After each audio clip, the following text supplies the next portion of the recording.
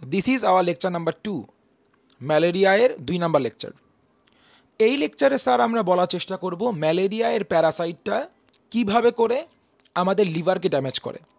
কারণ আগের লেকচারে আমরা জেনে আসছিলাম ম্যালেরিয়া প্যারাসাইটটা ব্লাড দিয়ে ক্যারি হয়ে প্রথমে আমাদের লিভারে পৌঁছায়।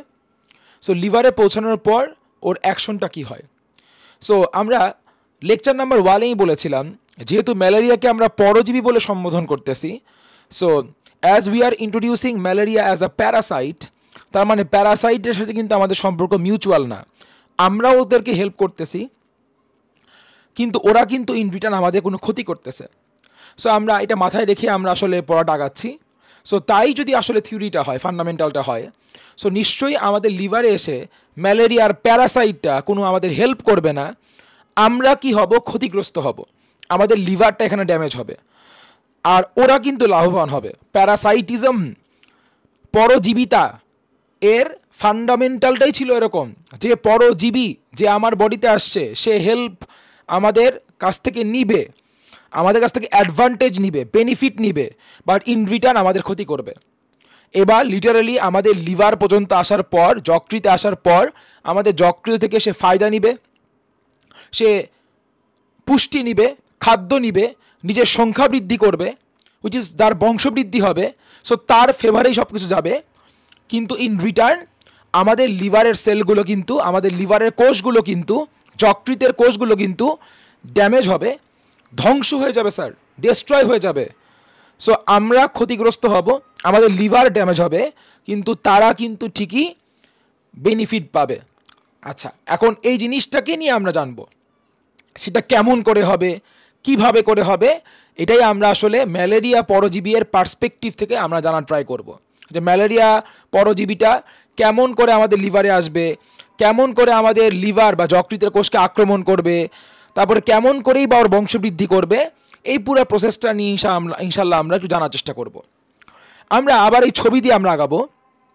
খেয়াল করেন, ছবি দেখেই আমরা বুঝতেছি যে ম্যালেরিয়া পরজীবীটা, যাকে আমরা লেকচার নাম্বার 1-এ বলেছিলাম, ওই যে ম্যালেরিয়া পরজীবীর যে স্টেজ ও লাইফ সাইকেলে যে স্টেজটা, যে দশাটা আমাদের বডিতে এন্টার করে ফ্রম দ্য স্যালাইভারি গ্ল্যান্ড, লালাগ্রন্থি of what, of the female anopheles mosquito. একটা অ্যানোফিলিস মশকির লালাগ্রন্থি হতে ম্যালেরিয়া পরজীবীর যে দশা, যে স্টেজটা আমাদের হিউম্যান বডিতে আসছিল, ব্লাড দিয়ে ক্যারি হয়ে লিভারে পৌঁছলো, তার নাম বলেন কি ছিল স্যার? মনে করাই দেই, স্পোরোজয়েড ছিল। এই স্পোরোজয়েডটা লিভার পর্যন্ত পৌঁছানোর পর এবার আপনি ছবি দেখলেই বুঝতেছেন এই স্পোরোজয়েড আমাদের একটা লিভারের সেলের মধ্যে ঢুকতেছে। So it is entering into a liver cell. এখানে এরপর কি হবে তা জানার আগে আমার একটু কিছু পারিপার্শ্বিক, প্রাসঙ্গিক কিছু, রিলিভেন্ট কিছু হচ্ছে ইনফরমেশন জানতে হবে, না হলে আসলে পড়াটা সামহাও আমরা আগাতে পারতেছি না স্যার। আমাদের কি জানা উচিত? খেয়াল করেন, আমাদের লিভার নিয়ে টুকটাক কিছু জানা উচিত। যে ঢুকতেছে স্পোরোজয়েড, তাকেও নিয়ে আমার টুকটাক 1-2টা ইনফরমেশন জানা উচিত। তারপরে আমরা ইনশাল্লাহ সামনে আগাচ্ছি, প্যারা নিয়েন না। খেয়াল করেন, এখানে আমরা যেটা বলবো, এই যে আবার দেখেন গোল করেন, এই যে গোল জায়গাটা খেয়াল করেন, এই গোল জায়গাটাতে আমরা আবার বুঝাচ্ছি আমরা আমাদের লিভার বা যকৃতের একটা স্পেসিফিক এরিয়াকে আমরা জুম করছি, রাইট? জুম করলে দেখতেছি আমাদের লিভারের ভিতরটা আসলে এরকম, কারণ বাইরে থেকে তো আমরা একবারে মাইক্রোস্কোপিক যে স্ট্রাকচারগুলা, অ্যাকচুয়ালি মাইক্রোস্কোপিক লেভেলে সেলগুলো কেমন করে আসে লিভারের স্ট্রাকচারে তাকে আমরা দেখতে পারবো বলেন? সেল তো মাইক্রোস্কোপিক স্যার, কোষগুলোকে তো খালি চোখে দেখতে পারা যায় না, কোষ তো আণুবীক্ষণিক না, মাইক্রোস্কোপিক। আমরা যেখানে গোল করছি, গোল করে আসলে বুঝাইছি ওই প্লেসে মাইক্রোস্কোপকে সেট করা হয়েছে, মাইক্রোস্কোপে চোখ দিয়ে লিভার বা যকৃতের ওই প্লেসটাকে অ্যাকচুয়ালি দেখতে আণুবীক্ষণিক যে পিকচারটা, অনুবীক্ষণ যন্ত্রের নিচে, মাইক্রোস্কোপের নিচে অ্যাকচুয়াল ছবিটা হচ্ছে এরকম। ওকে, অনেক বড় লেকচার দিয়ে ফেলছি, মেইন প্রসঙ্গে আসি। দেখতে এরকম, দেখতে কেমন একটু বুঝায় বলি, খেয়াল করেন। মনে রাখতে হবে, কথার প্রসঙ্গে বলে রাখি, আমাদের লিভার বা যকৃত যে কোষগুলো দিয়ে তৈরি হয়, সেই কোষগুলোকে বা সেলগুলোকে আমরা বলি যকৃতের কোষ। সহজের কথা বলে ফেললাম না বলেন তো? যকৃত তৈরি হয় যে কোষগুলো দিয়ে, সেই কোষগুলোকে আমরা বলবো যকৃত কোষ। এখন the cells which form our liver are commonly known as liver cells, লিভারের সেল। বাট স্যার সব কিছুর তো একটা বায়োলজিক্যাল টার্ম আছে, টার্মিনোলজি আছে। ওই যে আমরা শিখেছিলাম, আমরা হার্ট না বলে বলি হচ্ছে কার্ডিয়া, আমরা আই না বলে বলি হচ্ছে অপটিক, তাই না স্যার? তাহলে সব কিছুর বায়োলজিক্যাল টার্মিনোলজি আছে, টার্ম আছে। এখন লিভারকে আমরা বলতে চেষ্টা করি হচ্ছে হেপাটো, হেপাটো মানে লিভার, আর সাইট মানে সেল, কোষ। এজন্য লিভারের কোষগুলোকে, লিভারের সেলগুলোকে আমরা অ্যাকচুয়াল টার্মসে বলবো হেপাটোসাইট। সেটা বাংলাতেও বলবো, ইংলিশেও বলবো। দেখে লেখাই আছে যে যকৃতের কোষ, লিভার সেল অর হেপাটোসাইট। ওকে ডান।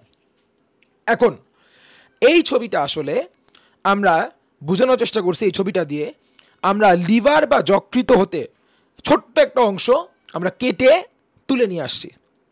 এটা হচ্ছে ওর হিস্টোলজিক্যাল স্ট্রাকচার, ওর সেলের স্ট্রাকচার। লিভারের ভিতরে সেলগুলো কেমন করে অ্যারেঞ্জ থাকে, সাজানো গুছানো পাওয়া যায়, বিন্যস্ত থাকে, সেটাই এই ছবি দিয়ে আমরা বোঝানোর ট্রাই করছি। এখন দেখো স্যার, আমরা তো এখন জানার চেষ্টা করতেছি লিভারের ভিতরে সেলগুলোর অ্যারেঞ্জমেন্ট কেমন, আশেপাশের এই যে সেন্ট্রাল ভেইন, কেন্দ্রীয় শিরা, হেপাটিক ধমনী হুইচ ইজ হেপাটিক আর্টারি, এগুলো নিয়ে আপাতত কনসার্ন নিয়েন না। তো এত কিছু আপনি একবারে পড়তে পারবেন না, যদিও আমরা আমাদের অফলাইন ব্যাচে এগুলো অলরেডি পড়ায় ফেলছি। ওকে, back to the point.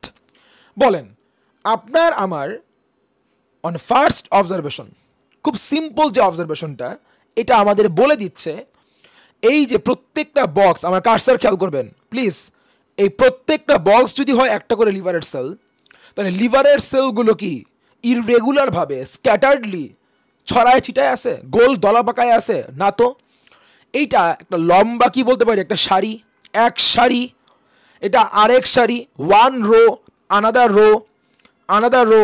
So লিভারের কোষগুলো, আগে বাংলায় বলি, যকৃতের কোষগুলো ছড়িয়ে ছিটিয়ে না থেকে বরঞ্চ এরা কেমন করে বিন্যস্ত থাকে, পৃথক পৃথক সারিতে। সো ইংলিশে বললে liver cells are arranged in different rows. There is one row of liver cell, there is another row of liver cell, there is another row of liver cell. Okay, fine. Observation number 2, in between two rows of liver cells, লিভারের যকৃতের দুই সারি কোষের মাঝখানে, আমার কার্সারটা অনুগ্রহপূর্বক ভাই আবার খেয়াল করবা তুমি, এই যদি হয় এক সারি যকৃত কোষ, এই যদি হয় another row of liver cells, এটা এক সারি, এটা আরেক সারি, এই প্রতি দুই সারির মাঝখানে কি আছে, ফাঁকা জায়গা। এই যে এক সারি আরেক সারি, দুই সারির মাঝখানে এটা কি আছে, ফাঁকা জায়গা। এবং এই ফাঁকা স্থানকেই আমরা বলবো হচ্ছে সাইনোসয়েড। তার মানে লং স্টোরি শর্ট, মোদ্দা কথা, সামারি, লিভারের কোষগুলো পৃথক পৃথক সারিতে বিন্যস্ত থাকে, যেখানে প্রতি দুই সারি কোষের মাঝখানে পাওয়া যায় ফাঁকা স্থান, যাকে আমরা বলি সাইনোসয়েড। ইংলিশে বললে liver cells are arranged in different rows, where in between two rows of liver cells there is a space, and this space is known as sinusoid. তাহলে প্রতি দুই সারির মাঝখানে যে স্পেস থাকে, ওই স্পেসকে আমরা বলি হচ্ছে সাইনোসয়েড নামে ডাকতেছি।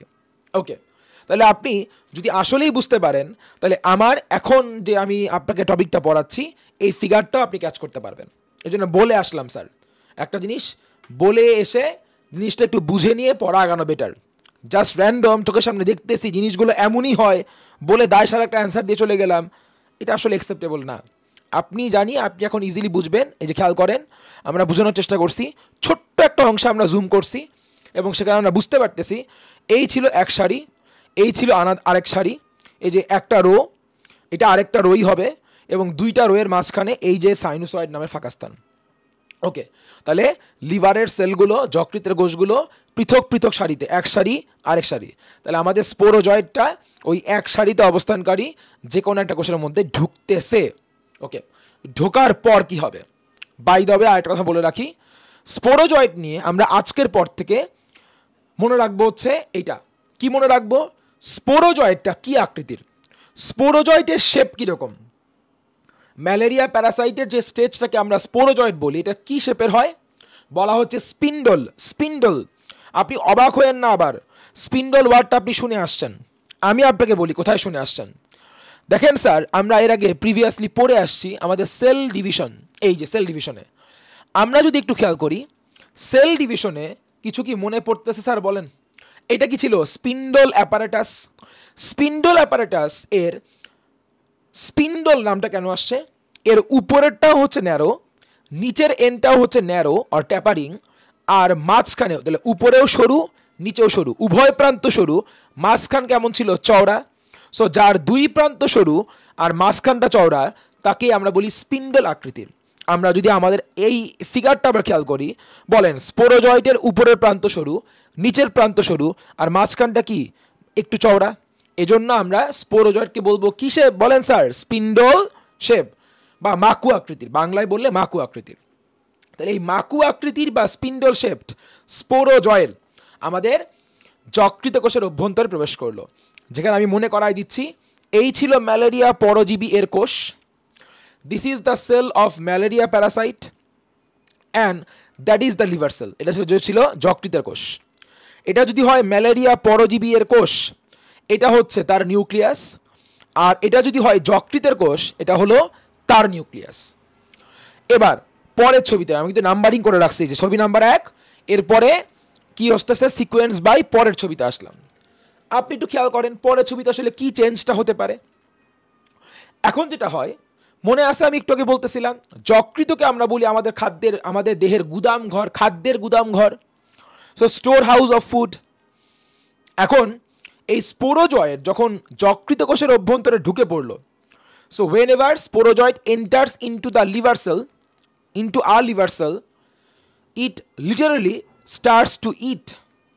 ও রীতিমতো খাওয়া দাওয়া শুরু করে দেয় এবং ম্যাসিভলি খাওয়া দাওয়া শুরু করে, প্রচুরভাবে সে খাওয়া দাওয়া শুরু করে।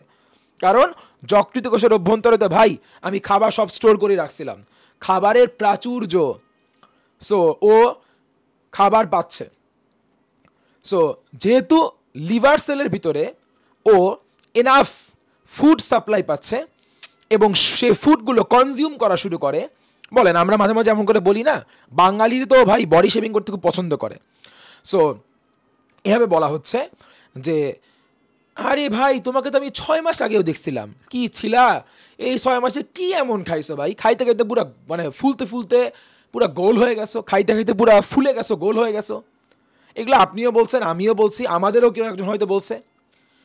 তাহলে এটাই আমরা এখন পড়াতে ইউজ করব। হ্যাঁ, খেয়াল করেন এ বেশ চিকন চাকন ছিল না, এবং কি বললাম ঢোকার পরে সে প্রচুর করে খাওয়া দাওয়া শুরু করলো না। তাহলে খাওয়া দাওয়া শুরু করে সে কী হবে? আকার একটু বড় হবে এবং সে কী হবে? যে ফুলে গেল, গোল হয়ে গেল, গোল হয়ে যাবে। তাহলে স্পোরোজয়েডটা এবার রাউন্ড শেপ হয়ে যাবে, সাইজেও একটু বড় হবে, বিকামস লার্জার, অ্যান্ড শেপ হবে কি শেপ? রাউন্ড আর স্ফেরিক্যাল। সো ওটা আকারে বড় এবং গোলাকার রূপ ধারণ করবে। তাহলে স্পোরোজয়েড ছিল স্পিন্ডল আকৃতির, যকৃত কোষের অভ্যন্তরে প্রবেশ করার পর প্রচুর করে খাওয়া দাওয়া করে সে আকারে বড় এবং গোলাকার হবে। So sporozoite is spindle shape. After entering into the liver cell it starts to consume nutrition or foods and thus it will become round and become larger in size. এটা রাউন্ড হয়ে যাবে এবং সাইজেও সে একটু বড় হয়ে যাবে। এবং যেহেতু ওর শেপটা চেঞ্জ হয়ে গেল, ওর কন্ডিশন চেঞ্জ হয়ে গেছে, ওর নামটা আমরা চেঞ্জ করে দিব। একটু আগে ওর নাম কি ছিল বলেন? স্পোরোজয়েড। আর এইবার ওর নাম হয়ে যাবে হচ্ছে ক্রিপ্টোজয়েড। ক্রিপ্টোজয়েড। তাহলে এই যে ম্যালেরিয়া প্যারাসাইটের আমরা এবার এর পরের যে স্টেজটা আমরা এতক্ষণ পর্যন্ত ডিল করতেছিলাম, কোন স্টেজ নিয়ে বলেন? আমার মনে করাই দিই, ওই যে অ্যানোফিলিস মসকিউটো স্যালাইভারি গ্ল্যান্ডের মধ্যে ছিল, তার থেকে আমাদের বডিতে আসলো, আমাদের ব্লাড দিয়ে ক্যারি হলো, লিভারে পৌঁছালো, লিভারের একটা সেলের মধ্যে এন্টার করলো। এই পর্যন্ত কি নাম ছিল? ম্যালেরিয়া প্যারাসাইটের স্টেজের নাম ছিল স্পোরোজয়েড। আর লিভার সেলের মধ্যে প্রচুর করে খাওয়া দাওয়া করে যখন সাইজটা বড় হলো এবং শেপটা হয়ে গেল রাউন্ড, এইবার এই ম্যালেরিয়া প্যারাসাইটের লিভার সেলের মধ্যে ম্যালেরিয়া প্যারাসাইটের এই গোলগাল যে স্টেজটা তার নাম হলো ক্রিপ্টোজয়েড, যেখানে মনে রাখতে হবে ক্রিপ্টো মানে আসলে গোল। এবার কি হবে বলেন? এবার যেটা হবে, আপনি আবার ছবিটা খেয়াল করবেন, বলেন স্যার ক্রিপ্টোজয়েডে নিউক্লিয়াস কয়টা? ক্রিপ্টোজয়েডে নিউক্লিয়াস কিন্তু স্যার একটাই, তাই না? এই যে খেয়াল করেন, একটা, আমার কাছে খেয়াল করবা, একটা ম্যালেরিয়া প্যারাসাইটের সেল যেটা আছে একটা লিভার সেলের মধ্যে, ম্যালেরিয়া প্যারাসাইটের একটা সেল উইথ আ নিউক্লিয়াস, এই যে ম্যালেরিয়া প্যারাসাইটের সেলের মধ্যে একটা নিউক্লিয়াস, লিভার সেলের মধ্যেও একটা নিউক্লিয়াস, এটাই কি স্বাভাবিক না? একটা সেলের মধ্যে তো একটা নিউক্লিয়াস থাকে, এটা তো স্বাভাবিক। ওকে ফাইন, এবার একটু অস্বাভাবিক কিছু একটা হবে। কি হবে বলেন? নর্মালি কি হয়, সেল ডিভিশন করার সময় বলেন কি হয়, প্রথমে একটা সেল এর নিউক্লিয়াস ডিভাইড করে, একটা নিউক্লিয়াস থেকে হয় কয়টা, দুটা নিউক্লিয়াস, এরপরে সাইটোপ্লাজম ডিভাইড করে, সো ইভেনচুয়ালি একটা সেল দুইটা সেলে কনভার্ট করে। আমি যদি আরেকবার বলি, এবার একটু বাংলায় বলি, কোষ বিভাজনের সময় প্রথমে নিউক্লিয়াস এর বিভাজন ঘটে, একটা নিউক্লিয়াস বিভাজিত হয়ে দুইটা হয়ে যায়, তারপরে সাইটোপ্লাজমের বিভাজন ঘটলে কোষটাই অবশেষে দুইটা নতুন কোষে পরিণত হচ্ছে। বাট আমরা যদি বলি, whereas আমরা যদি বলি নিউক্লিয়াসটা ডিভাইড করবে, নিউক্লিয়াস বিভাজিত হবে, কিন্তু সাইটোপ্লাজম বিভাজিত হবে না, তার মানে বলেন কোষটা কি তাহলে কি হবে, বিভাজিত হতে পারবে? কোষ কিন্তু থাকে যাবে একটাই, কারণ সাইটোপ্লাজম কিন্তু আমরা বিভাজন করতেছি না, সো সাইটোপ্লাজমকে আমরা ডিভাইড করতেছি না, শুধুমাত্র আমরা ডিভাইড করবো কাকে, নিউক্লিয়াসকে। তাহলে সেল থাকবে একটা, কোষ একটাই থেকে যাবে, বাট তার ভিতরে নিউক্লিয়াসের সংখ্যা বাড়তে থাকবে। আমি যদি নিউক্লিয়াসের একবার ডিভিশন করি তাহলে একটা থেকে দুটা নিউক্লিয়াস তৈরি হবে, আমরা যদি এরপর আরেকবার ডিভিশন করি তাহলে কী হবে, 2 থেকে 4টা, কারণ মাইটোসিস করলে কি হয়, ডাবল করে বাড়ে, 1 থেকে 2, 2 থেকে 4, 4 থেকে 8, এমন করে বাড়তেছে। তার মানে স্যার, আমি একটু অন্যভাবে বলার চেষ্টা করি, একটু কঠিন করে না হয় বলি এবার। তার মানে আপনি যদি সাইটোকাইনেসিস না করেন তাহলে কখনোই একটা কোষ এর সাইটোপ্লাজম সম্পূর্ণ বিভাজিত হয়ে উইথ চারপাশের আবরণ সহ সাইটোপ্লাজমটা বিভাজিত হয়ে কখনো দুটা কোষ বানাতে পারবে না, কোষ একটাই থেকে যাবে। বাট আপনি যদি ক্যারিওকাইনেসিস করেন তাহলে কিন্তু নিউক্লিয়াসের সংখ্যা বাড়বে। তার মানে যদি আপনি একটা কোষের অভ্যন্তরে বারবার করে ক্যারিওকাইনেসিস করেন তাহলে নিউক্লিয়াসের সংখ্যা অনেক বেড়ে যাবে।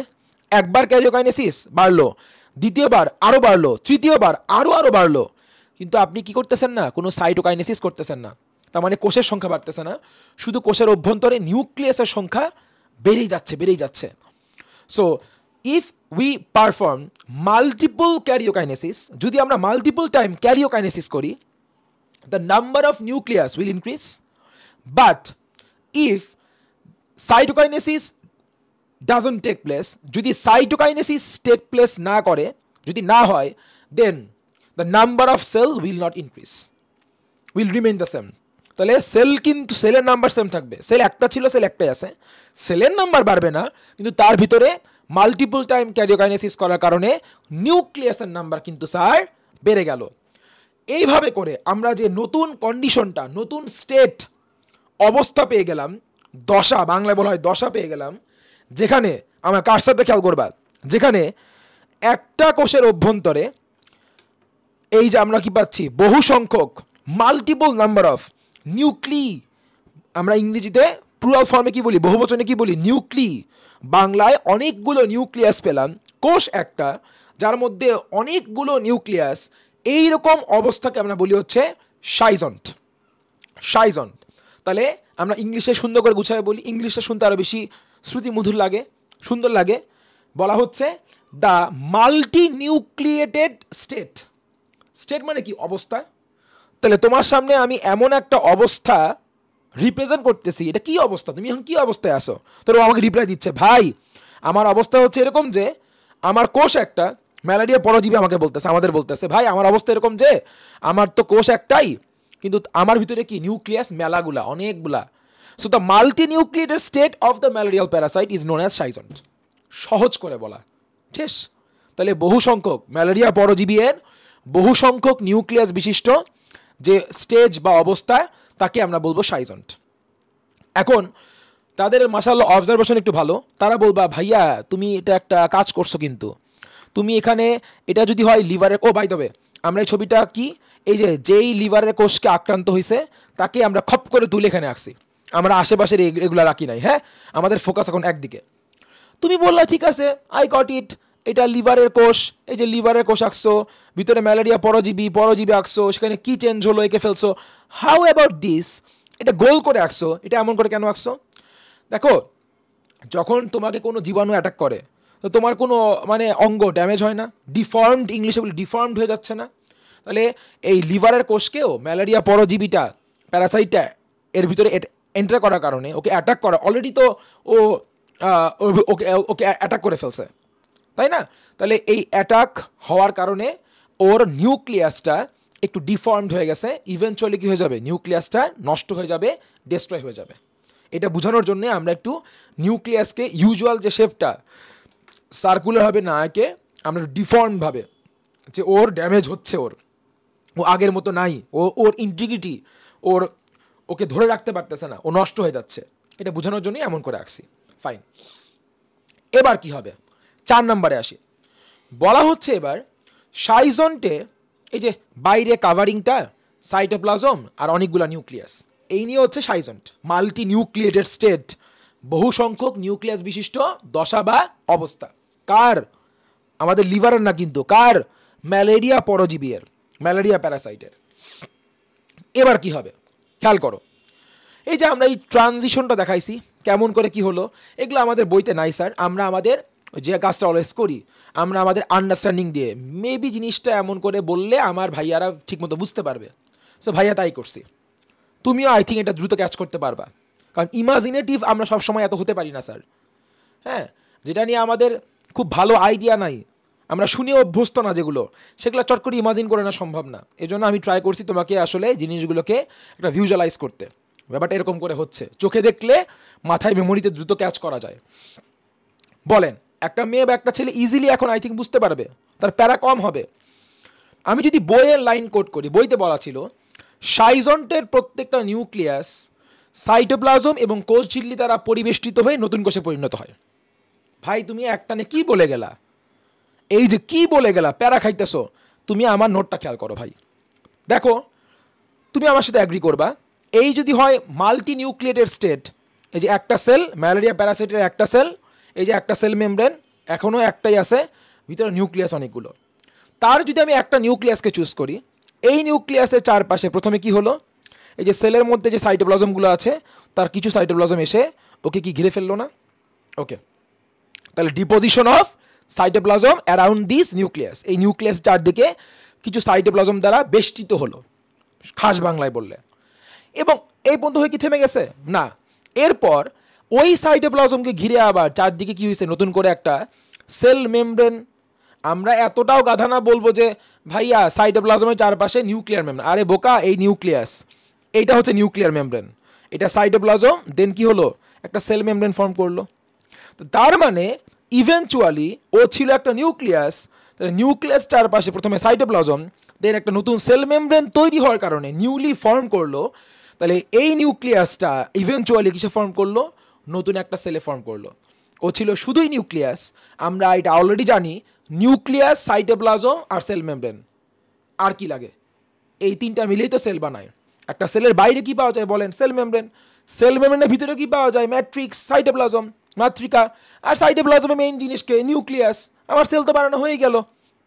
এভাবে করে সাইজন্টের মধ্যে প্রত্যেকটা নিউক্লিয়াস কি করবে, একটা করে নতুন সেলে কনভার্ট করবে। আমরা বোঝানোর জন্য কাজটা করছি, এখানে খেয়াল করেন 1 2 3 4 5 6 7 8, 8টা নিউক্লিয়াস ছিল, এবার 1 2 3 4 5 6 7 8, 8টা নতুন কোষে পরিণত হলো। সো আমরা ইংলিশে বলবো each nucleus of the schizont, সাইজন্টে অনেকগুলো নিউক্লিয়াস ছিল, তার প্রত্যেকটা nucleus, each nucleus of the সাইজন উইল বি সারাউন্ডেড, সারাউন্ড হবে কি দিয়ে, বেষ্টিত হবে কি দিয়ে, by cytoplasm and cell membrane. বলে থামবো, থেমে বলবো দাস, এভাবে করে each nucleus will transform into, কিসে পরিণত হবে, ইন্টু আ নিউ সেল। তাহলে প্রত্যেকটা নিউক্লিয়াস এটা করে নতুন কোষে পরিণত হবে, আর নতুন এই কোষগুলোর তখন নাম কি দিব, ক্রিপ্টোমেরোজয়েড। তাহলে বলেন, আমার বলি, হিউম্যান বডিতে কি আসছিল, আসছিল সাইজন্ট, তাই আসছিল না, হিউম্যান বডিতে আসছিল হচ্ছে স্পোরোজয়েড, স্পোরোজয়েড। তারপর এই স্পোরোজয়েডটা আমাদের ব্লাড দিয়ে ক্যারি হয়ে লিভার সেলে ঢুকে পড়লো, লিভার সেলে এন্টার করার পরে প্রচুর করে খাওয়া দাওয়া করে সাইজটা একটু চেঞ্জ হলো, আকারেও হলো বড়, বিকেম লার্জার, এবং শেপটাও হয়ে গেল রাউন্ড, এবং তখন ওই অবস্থাকে আমরা কি বলেছিলাম, ক্রিপ্টোজয়েড। ক্রিপ্টোজয়েডের নিউক্লিয়াসটা মাল্টিপল টাইম ডিভাইড করলো, কিন্তু সেল কিন্তু থেকে গেল একটাই। এরকম করে একটা ম্যালেরিয়া প্যারাসাইটের একটা সেল যার মধ্যে মাল্টিপল নিউক্লিয়াস, ওই স্টেটকে আমরা বলেছিলাম সাইজন। এবার সাইজন, এবং এই সাইজনটের প্রত্যেকটা নিউক্লিয়াসকে এবার যদি সাইটোপ্লাজম এবং সেল মেমব্রেন সারাউন্ড করে, তখন সাইজন্টের ভিতরে থাকা প্রত্যেকটা নিউক্লিয়াস নতুন সেলে কনভার্ট করে, এবং এই প্রত্যেকটা নতুন নিউলি ফর্ম সেলকে আমরা তখন কী নাম দিব? ক্রিপ্টোমেরোজয়েড। আমরা এই পর্যন্ত রাখতেছি ভিডিওটা। নেক্সট ভিডিও আমরা আমরা খুব লেন্দি করবো না, অনেকগুলো পার্ট হবে বা ছোটো ছোটো ভিডিও করব। নেক্সট ভিডিও আমরা হচ্ছে এর পরে কী হবে, নিউলি ফর্ম সেলগুলো এবার কী করবে সেটা আমরা বলার চেষ্টা করব।